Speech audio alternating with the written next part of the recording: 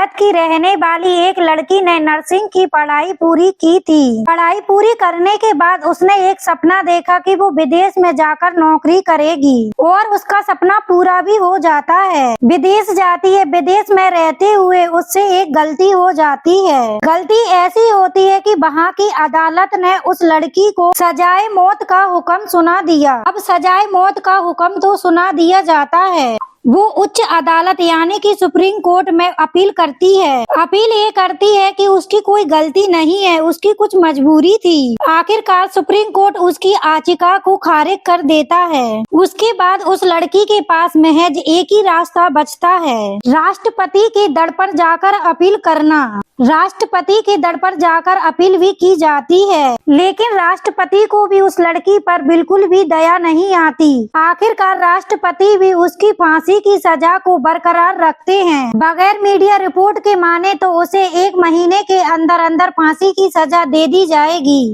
यानी कि 31 जनवरी 2025 तक उस लड़की को फांसी हो सकती है। हालांकि भारत का जो विदेश मंत्रालय है, भारत सरकार ने ये दावा किया है कि हम उस लड़की की मदद करेंगे, जितनी जल्दी हो सकेगा उसे बचाने की कोशिश करेंगे। कहीं ऐसा ना हो कि 1 महीने के अंदर अंदर भारत की सरकार उसे बचा ना सकी, तो इस बार उस लड़की को हर हाल में फांसी की सजा हो सकती है। आखिरकार उसने ऐसी क्या गलती की थी जिससे कि वो अब फांसी के फंदे तक पहुंचने वाली है। वीडियो में आगे बढ़ने से पहले मेरी आपसे एक ही रिक्वेस्ट है कि वीडियो को लाइक कर लें, चैनल पर नए तो चैनल को भी सब्सक्राइब कर लें। आज की सच्ची घटना जो कि मैं आपको सुनाने जा रही हूँ, ये सच्ची घटना है। भारत का एक राज्य है केरल। केरल की राजधानी तिरुवनंतपुरम से लगभग 340 किलोमीटर दूर एक जिला लगता है पलक्कड़। यहाँ की रहने वाली एक लड़की जिसका नाम होता है निमिषा प्रिया। निमिषा प्रिया ने 2008 में अपनी पढ़ाई पूरी कर ली थी। नर्सिंग का कोर्स पूरा करने के बाद वो यहीं के आसपास के किसी हॉस्पिटल में नर्स का काम करने लगती है। इसी बीच में लगभग 2 या 3 साल बीत जाते हैं। साल 2011 में उसकी शादी हो जाती है। धूमधाम से शादी होती है, सब कुछ उसकी जिंदगी में ठीक ठाक चल रहा था। वो अपने पति से कहती है अगर तुम्हें ऐतराज ना हो तो हम विदेश चलें। जब उसके पति से ये बातचीत की जाती है, उसका पति ज्यादा पढ़ा लिखा नहीं था, इसीलिए उसका पति अपनी पत्नी की बात मान लेता है और वो एक देश का रुख करते हैं,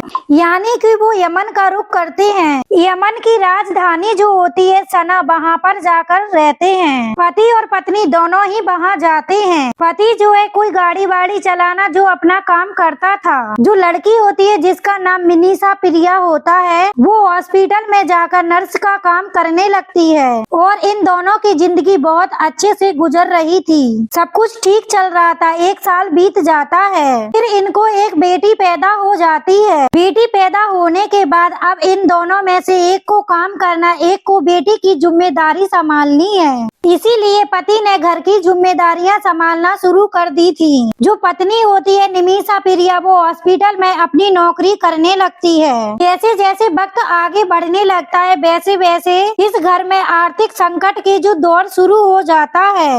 आर्थिक संकट का दौर कुछ इस तरीके से शुरू होता है। फिर उसके पति को कहीं काम नहीं मिलता, तो पति कहता है कि निमिषा अगर तुम परेशान ना हो तो हम यहाँ से अपने गाँव, अपने वतन चले जाएंगे, यानी कि वो केरल वापस आ जाएगी, वो इंडिया वापस आ जाएगा अपनी बेटी के साथ। ठीक वैसे ही होता है। साल 2024 में वो अपनी छोटी सी बेटी को लेकर इंडिया वापस आ जाता है। निमिषा वहीं रह जाती है क्योंकि उसका काम ठीक ठाक चल रहा था। जब ये वापस आता है, जैसे ही इसने इंडिया की तरफ रुख किया तो पता चलता है कि यमन की राजधानी सना में गृह युद्ध जैसी स्थिति पैदा हो जाती है। लोग आपस में ही एक दूसरे के दुश्मन हो जाते हैं। हद तो तब हो जाती है राष्ट्रपति के सरकारी आवास बंगले पर भी कब्जा कर लिया जाता है। स्थिति इतनी बढ़ जाती है। इसके बाद एक ऐसा दौर भी आता है जो विदेश से आने वाले जो इस देश में लोग थे उनके वीजा रोक दिए जाते हैं। अब कोई नया वीजा जारी नहीं हो रहा था। निमिषा हालांकि अपने परिवार, अपने पति के लगातार संपर्क में थी। वो अपने पति को बुलाने की तमाम कोशिशें कर रही थी, जब वहाँ की सरकार ने ही इस तरीके की पाबंदी लगा दी है। ऐसी स्थिति में वो अपने पति को बुला नहीं पा रही थी। पति उसका उससे संपर्क नहीं साध रहा था। निमिषा की वहीं के रहने वाले एक व्यक्ति से दोस्ती हो जाती है, नजदीकियां बढ़ जाती हैं, जिसका नाम तलाब अब्दुल मेहंदी होता है। ये दोनों मिलकर फैसला करते हैं क्यों ना हम अपना ही हॉस्पिटल खोल लें। यदि हम अपना हॉस्पिटल खोलेंगे तो इससे अच्छी इनकम होगी, तो सब कुछ बढ़िया चलने लगेगा।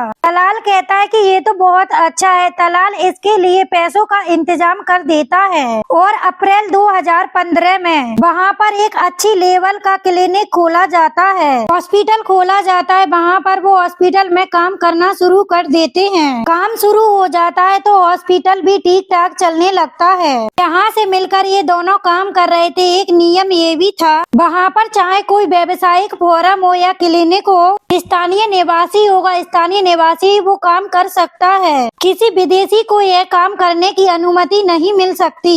इसीलिए नर्स की ये मजबूरी थी, शायद पैसे की भी मजबूरी थी। वहाँ का जो नियम कानून था उससे वो बंधी हुई थी। इसीलिए वो तलाब अब्दुल मेहंदी के साथ अपना काम शुरू कर देती है। सब कुछ ठीक ठाक चल रहा था। जैसे जैसे मौका मिलता है तलाल जो फंड इकट्ठा होता था, जो पैसे इकट्ठे होते थे, उसमें हेरा फेरी करना शुरू कर देता था। नर्स कहती थी, निमिषा ये जो पैसे, इससे हम अपने क्लिनिक को और बड़ा रूप देंगे। ज्यादा पैसे इकट्ठे होंगे तो ज्यादा अच्छा काम चलेगा। इसीलिए हम मिलकर काम करते हैं। जो तुम फंड में हेरा फेरी करते हो, ये सब काम करना बंद कर दो, नहीं तो ये क्लिनिक किसी दिन बंद हो जाएगा। तुम्हें इस बात का एहसास भी नहीं होगा। इस बात को लेकर दोनों में कभी न कभी कहा सुनी भी हो जाती थी। नर्स और जो तलाल था आपस में विवाद भी होता था। विवाद धीरे धीरे बढ़ने लगता है। नर्स उस क्लिनिक पर ध्यान देना कम कर देती है। तो वो क्लिनिक बढ़ने की जगह गर्त में धीरे धीरे जाने लगता है। उसमें नुकसान होने लगता है। लगातार वो कर्जे में आने लगते हैं। इसी बात से इन दोनों में झगड़ा भी होने लगता है, विवाद भी होने लगता है। इसी झगड़े के बीच में तलाल को आदत पड़ जाती है नशीली दवाइयों का सेवन करने का, ड्रग्स जैसी चीजों का इस्तेमाल करने का। इनमें झगड़ा हो जाता है। इसी झगड़े का फायदा उठाते हुए तलाल ने इस नर्स का जो पासपोर्ट होता है, वीजा होता है, उस पे कब्जा कर लेता है। उसका जो वीजा होता है उसे छुपा लेता है और उस लड़की को गुलामों जैसी जिंदगी जीने पर मजबूर कर देता है। मीडिया रिपोर्ट ये बताती है कि तलाल कभी कभार अपने दोस्तों के साथ उसके घर पर पहुंच जाता था। घर पे जब जाता था तो अपने दोस्तों को लेकर जाता था। उसकी कोशिश रहती थी कि वो उस नर्स के साथ जबरदस्ती करे, उसके साथ शारीरिक संबंध बनाने की, उसके साथ प्रताड़ना करने की कोशिश करता था। नर्स इस बात का विरोध करती थी। तभी नर्स ने सोचा क्यों ना इससे छुटकारा पाया जाए। हद तो जब हो जाती उस नर्स के शादी के जो फोटोग्राफ होते हैं, जब 2011 में इंडिया के केरल में उसकी शादी होती है, उन फोटोग्राफ्स के साथ वो छेड़छाड़ करता है। उसके पति के चेहरे पर तलाल अपना फोटो लगा देता है। वहाँ की सरकार से, वहाँ की पुलिस से ये दावा करने लगता है कि ये मेरी पत्नी है। इस तरह का दोनों में विवाद रहता था। नर्स ने सोचा कि इससे छुटकारा पाना है तो किसी न तरीके से इससे पासपोर्ट लेना ही होगा। बिना पासपोर्ट के वो इंडिया जा नहीं सकती। क्लिनिक का जो काम था वो लगभग ठप होता चला जाता है। इसी बीच में मौका पाते ही उसके दिमाग में एक ख्याल आता है कि क्यों ना इसे नशे का इंजेक्शन देने के बाद ये बेहोश हो जाएगा। जब ये बेहोश हो जाएगा तो वो पूरे घर की तलाशी लेना शुरू कर देगी। मौका पाते ही यहाँ से इंडिया वापस आ जाएगी अपने पति के पास, अपनी बेटी के पास। जब उसने उस व्यक्ति तलाल को नशे का इंजेक्शन दे दिया जाता है, उसे एक इंजेक्शन से कुछ होता नहीं है तो उसे लगता है इसे एक और इंजेक्शन दे देना चाहिए। इंजेक्शन दे देगी तो शायद ये बेहोशी की हालत में हो जाएगा। उसके बाद वो इससे अपना पासपोर्ट कब्जे में ले लेगी। उसने मौका पाते ही एक और ओवरडोज का इंजेक्शन तैयार किया। तलाल अब्दुल मेहंदी के वो लगा देती है। है। जैसे ही उसे इंजेक्शन लगाया जाता है उसकी इसी बीच में मौत हो जाती है। कब मौत हो जाती है इसका पता ही नहीं चलता और मामला पुलिस तक पहुंच जाता है। पुलिस इस महिला को हिरासत में ले लेती है। साथ ही तलाल अब्दुल मेहंदी था उसके परिवार वाले FIR दर्ज करा देते हैं। पुलिस इस मामले की जांच पड़ताल करती है तो ये लड़की अपने जुर्म को कबूल कर लेती है। वो कहती है कि उसने नशीला इंजेक्शन दिया था। दूसरा इंजेक्शन जो उसने ओवरडोज दे दी थी इसकी वजह से इसकी मौत हो जाती है। 2017 में पुलिस जो ये लड़की होती है नर्स उसे गिरफ्तार कर लेती है। गिरफ्तार करने के बाद मामला अदालत पहुंच जाता है। साल 2020 में वहाँ की जो निचली अदालत होती है इस नर्स को सजाए मौत का हुक्म सुना देती है। इसके पास ना ही ज्यादा अच्छे पैसे थे ना ही कोई अच्छा वकील करने की हैसियत रखती थी। इसीलिए वहाँ की जो अदालत थी ट्रायल कोर्ट था, ट्रायल कोर्ट में ये अपना पक्ष मजबूती से नहीं रख पाती। इसीलिए इसको सजाए मौत का हुक्म सुना दिया जाता है। वहाँ एक अपील करने का मौका मिलता है सुप्रीम कोर्ट में। जब ये लड़की सुप्रीम कोर्ट में अपील कर रही थी जब भी उसे एक अच्छा वकील नहीं मिल पाता है। साल 2023 की ये बात है। 13 नवंबर 2023 को इसकी अपील खारिज कर दी जाती है। अपील खारिज होने के बाद इसे पता चलता है कि हर हाल में इसे फांसी चढ़ा ही जाएगी। इस बीच में हालांकि इसे मौका भी मिलता है। मौका होता है ब्लड मनी का। ब्लड मनी के बारे में कुछ इस तरीके से बताया जाता है कि जिस पीड़ित परिवार का कोई व्यक्ति मर जाता है पीड़ित परिवार के पास जाकर माफी मांग ली जाए। यदि उससे पूछा जाए कि आप बदले में कुछ पैसे लेना चाहते हैं तो हम आपके पैसे अदा कर देंगे। जो भी वो रकम बताते हैं यदि वो दे दी जाए अदा कर दी जाए ब्लड मनी के माध्यम से सामने वाले को आरोपी को माफी भी मिल सकती है। वो अपने वापस आ सकता है। इस बीच में बातचीत भी चल रही थी लेकिन बातचीत कंप्लीट बन नहीं पाती है। हालांकि इसका जो पति होता है इंडिया में रहते हुए दा सेव निमिषा प्रिया के नाम से एक क्राउड फंडिंग की अपील करता है। वो बताता है कि वो एक ऑटो में ड्राइविंग का काम करता है। उसकी एक बेटी है। इस तरीके से उसकी पत्नी यमन जाती है। सना में रहकर वो अपने एक क्लिनिक पे काम करती है। वहाँ पर इस तरीके से उसके साथ एक पूरी कहानी बयां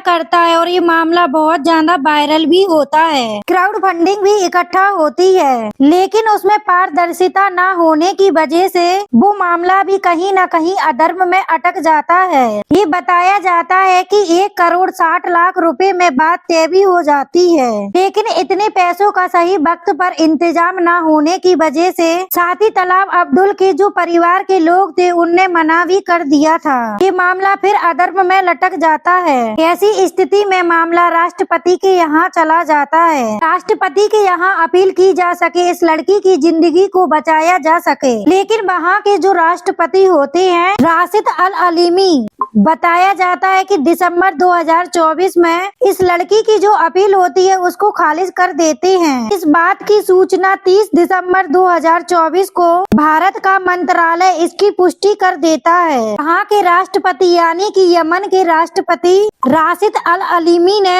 इस लड़की निमिषा प्रिया की अपील को खारिज कर दिया है और कह दिया है कि इस लड़की को हर हाल में फांसी की सजा दे दी जाए। यदि इसे फांसी की सजा दे दी जाती है तो मीडिया रिपोर्ट ये दावा करता है लगभग उसके पास 1 महीने का समय है।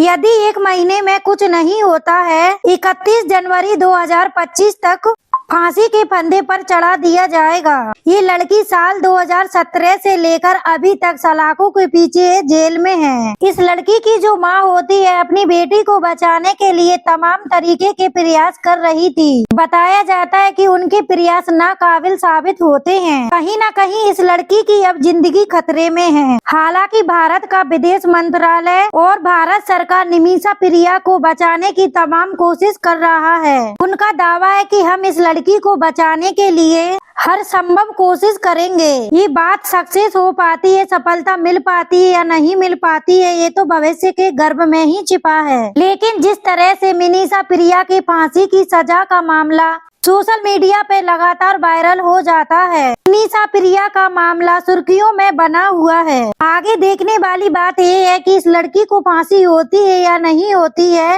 यहाँ की सरकार इसे बचा पाती है या नहीं बचा पाती है। क्या ब्लड मनी वाला मामला फिर से उभर के सामने आएगा? क्या परिवार के लोग माफी देने को तैयार हो जाएंगे? क्या ब्लड मनी के रूप में जो भी रकम तय होती है उसे लेने को तैयार हो जाएंगे या नहीं होंगे? कई तरीके के सवाल है। अभी इस लड़की के पास 1 महीने का समय बचा हुआ है। दोस्तों, इस पूरी घटनाक्रम को सुनाने का उद्देश्य किसी का दिल दुखाना नहीं है, किसी को परेशान करना नहीं है, बल्कि आपको जागरूक करना है, आपको सचेत करना है। जिस तरह से इस लड़की को बचाने के लिए एक अभियान चलाया गया था, बताया जाता है कि क्राउड फंडिंग के नाम से जो पैसे इकट्ठे हो रहे थे उसमें पारदर्शिता न होने के कारण ही कुछ लोग इसमें सामने पड़ते हैं, फिर पीछे हट जाते हैं। बताया जाता है कि दोबारा स्तर पर ये प्रक्रिया दोबारा शुरू हो सकती है। 1 महीने के समय में हो सकता है, कुछ भी हो सकता है। हम तो यही अपील करेंगे कि भारत की सरकार से, यमन की सरकार से इस लड़की को बचाने के लिए जो भी प्रयास हो सकते हैं वो प्रयास करना चाहिए कि बच सके, साथ ही अपने बेटी और पति के पास वापस जा सके। मिलते हैं नेक्स्ट वीडियो में, जब तक के लिए जय हिंद।